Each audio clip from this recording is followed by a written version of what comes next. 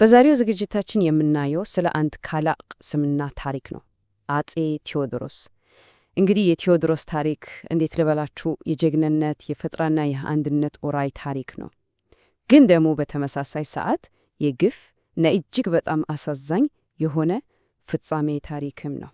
እንግዲህ ታሪኩ የጀመረው በዚህ ምስጢራዊ ጥቅስ ነው። አንድ ያረጀ የነሐስ መዳፍ ብቻውን ተቀምጧል ይላል።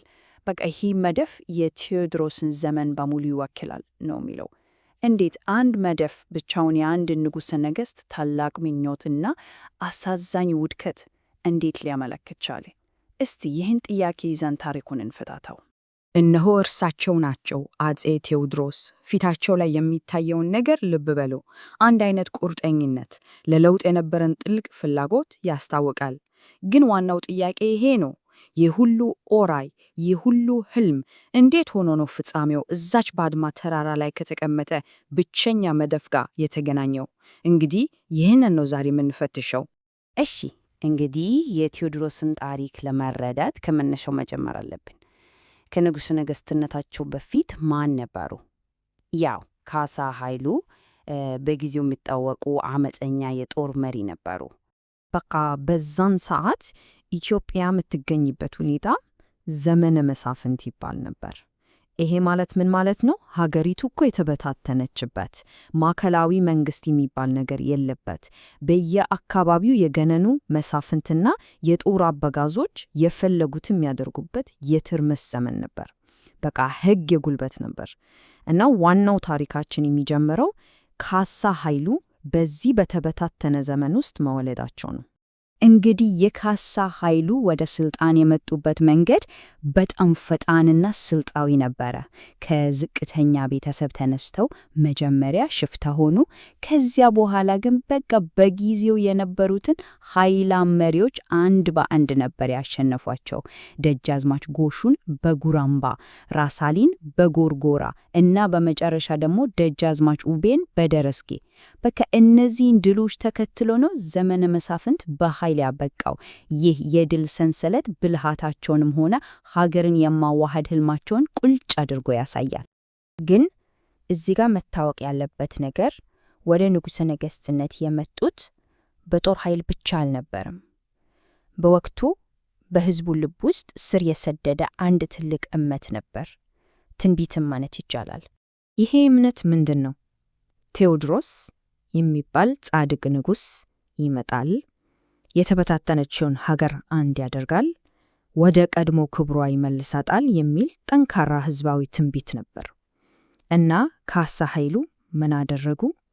ይህንን ትልቅ ህዝባዊ እምነት በጣም በብልሃት ተጠቀሙበት።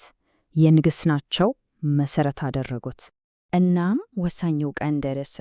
የደረስጌን ጦርነት ካሸነፉ በኋላ ዘውድ ሲጭኑ አጼ ቴዎድሮስ ተብሎ ተሰየሙ። በቃ ትንቢቱ ተፈጽሟል፣ እኔ ነኝ ማለታቸው ነበር። እናም የዘመነ መንግስታቸው በይፋ ተጀመረ። እሺ፣ ንጉሥ ከሆኑ በኋላ ታዲያ ራዕያቸው ሀገሪቱን ማዋሃድ ብቻ አልነበረም፣ ከዛም በላይ ነበር። ኢትዮጵያን ዘመናዊ ማድረግ። እስቲ ያደረጓቸውን አንዳንድ ለውጦችን መልከት። የቴዎድሮስ የለውጥ ፍላጎት ስፋት እውነት ለመናገር በጣም አስደናቂ ነበር። እስቲ አስቡት። የመጀመሪያውን ብሔራዊ ጦር አቋቋሙ፣ ማዕከላዊ መንግስትን አጠናከሩ፣ የግብርና የፍትህ ስርዓቱን አሻሻሉ። እንዲያውም የቤተ ክርስቲያንን ሰፊ የመሬት ይዞታ ለመቀነስ ሞከሩ። የባሪያ ንግድን ለማስቆም ጥረት አደረጉ። በቃ ዓላማቸው አንድና ግልጽ ነበር፣ የፊውዳሉን ስርዓት መስበር እና ኢትዮጵያን ወደ ዘመናዊው ዓለም ማስገባት። እርግጥ ነው እነዚህ ለውጦች በጊዜው አብዮታዊ ነበሩ፣ ብዙዎችንም ያስቆጡ ነበሩ። እና የሁሉ የዘመናዊነት ምኞታቸው በአንድ ነገር ይገለጻል፣ ሰባስቶፖል በሚባለው ግዙፍ መዳፍ።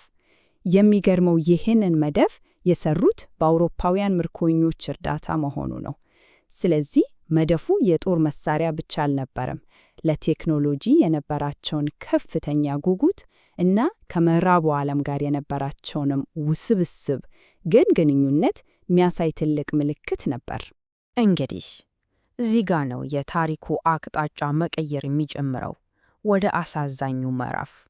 ይህ ሁሉ የለውጥ እርምጃ ከባድ ተቃውሞ ሲገጥመው የቴዎድሮስ የአገዛዝ ስልጣን ቀስ በቀስ ወደ ጭካኔ ተለወጠ። ያው ያመጧቸው ለውጦች እኮ ለዘመናት የቆየውን የስልጣንና የሀብት አያያዝ ነው የናዱት። ስለዚህ ከማን ተቃውሞ ገጠማቸው? በእርግጥም ከኃያላኑ መኳንንት እና ከቤተ ክርስቲያን። እናም ሀገሪቱ እንደገና ወደማይባራ የአመፅ አዙሪት ውስጥ ገባች። የቴዎድሮስ ባህሪ ምን ያህል ውስብስብ እንደነበር ለማየት ይህንን ንጽጽር ተመልከቱ።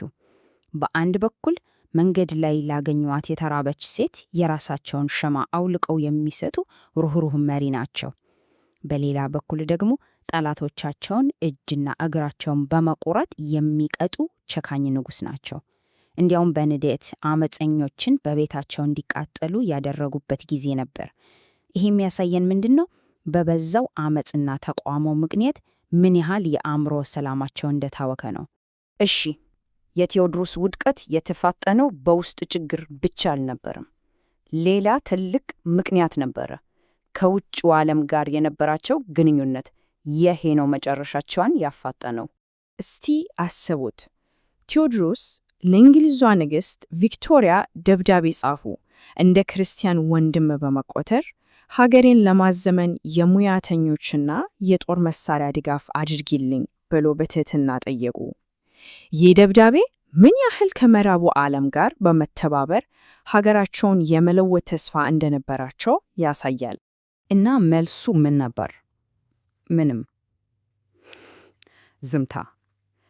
ለ2 ዓመት ሙሉ ምንም መልስ አልመጣም። ይህ ዝምታ ለቴዎድሮስ እንደ ትልቅ ንቀትና ስድብ ነበር የተሰማቸው። በዚህም ምክንያት በጣም ተቆጥተው በሀገራቸው የነበሩትን አንዳንድ የእንግሊዝ ሚስዮናውያንና ልዑካንን አስረዋቸዋል። እንግዲህ ይሄው ውሳኔያቸው ትልቁና ገዳይ ስህተታቸው ነበር። በቀጥታ ከታላቋ ብሪታንያ ግዛት ጋር ግጭት ውስጥ የከተታቸው ይሄው ነው። የእንግሊዝ ምላሽ ምን ያህል ከባድ እንደነበረ ለማወቅ ይህን ቁጥር ብቻ ማየት በቂ ነው። 32,000። እስቲ ያስቡት፣ እስረኞቹን ለማስለቀቅ ብቻ 32,000 ወታደር የያዘ ግዙፍ ጦር ነው የላኩት። ከቴዎድሮስ ጦር ጋር በፍጹም የማይመጣጠን ኃይል ነበር። እናም ታሪኩ ወደ መጨረሻው ወደ አሳዛኙ ምዕራፍ ደረሰ። የመቅደላ ጦርነትና ያስከተለው ዘላለማዊ ጠባሳ። በቴክኖሎጂ እጅግ የላቀው የእንግሊዝ ጦር መቅደላ ደረሰና የቴዎድሮስን ተራራማ ምሽግ ከበበው። ቴዎድሮስ ከጥቂት ታማኝ ተዋጊዎቻቸው ጋር በመጨረሻው ምሽግ ውስጥ ተወጠሩ። በመጨረሻዋ ሰዓት ላይ አዛዦቻቸው እስረኞቹን እንግደላቸው ብለው ሲመክራቸው ቴዎድሮስ እምቢ አሉ። እኔ በሰራሁት ጥፋት ሕዝቤ ዋጋ ሲከፍል ማየት አልፈልግም ነው ያሉት። ይሄ በዛ ሁሉ ጭካኔያቸው ውስጥም ቢሆን ምን ያህል ውስብስብ ባህሪ እንደነበራቸውና ለሕዝባቸው ኃላፊነት ይሰማቸው እንደነበር ያሳያው። እናም ከመማረክ ይልቅ ሞትን መረጡ። አፄ ቴዎድሮስ ራሳቸውን አጠፉ። ግን የሚገርመው እና ታሪኩን የበለጠ አሳዛኝና ምጸታዊ የሚያደርገው ራሳቸውን ያጠፉበት ሽጉጥ ከራሳቸው ከንግሥት ቪክቶሪያ በስጦታ የተሰጣቸው መሆኑ ነው። እንግዲህ በመጨረሻ የሚቀረው ትልቁ ጥያቄ ይሄ ነው። ቴዎድሮስን እንዴት ነው የምናስታውሳቸው? በራሳቸው ስህተትና ጭካኔ የወደቁ ከንቱ መሪ ብለን ነው ወይስ የተበታተነች ሀገርን አንድ ለማድረግና ለማዘመን ሲጥሩ ህልማቸው ሳይሳካ የቀረ የዘመናዊት ኢትዮጵያ አሳዛኝ አባት ብለን? ይሄ እንግዲህ የታሪክ እና የእያንዳንዳችን ምላሽ የሚፈልግ ጥያቄ ነው።